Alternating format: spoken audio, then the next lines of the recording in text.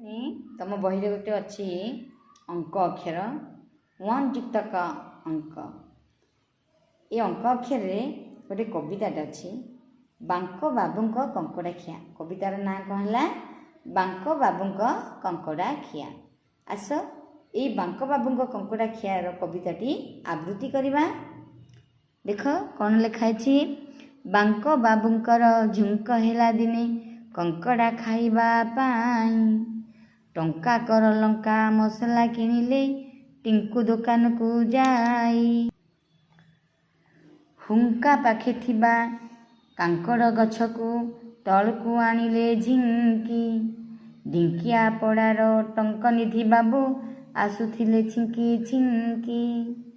ବାଙ୍କ ନିଧିଙ୍କର କାଙ୍କଡ଼କୁ ନେଲେ 10 ଟଙ୍କିଆଟି ଥୋଇ।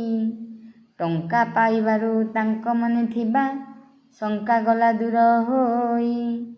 ଶୁଣିଥିଲେ ସିଏ ପାଲିଙ୍କି ପଡ଼ାର ପଙ୍କଜ ଚରଣ ଲେଙ୍କା।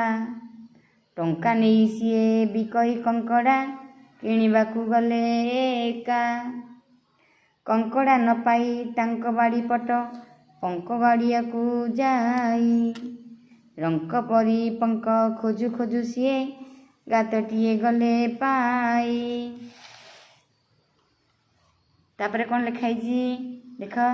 ଶଙ୍କି ନ ଯାଇ ସେ ବଙ୍କା ହାତଟିକୁ ପଙ୍କ ଗାତେ ଦେଲେ ଭରି।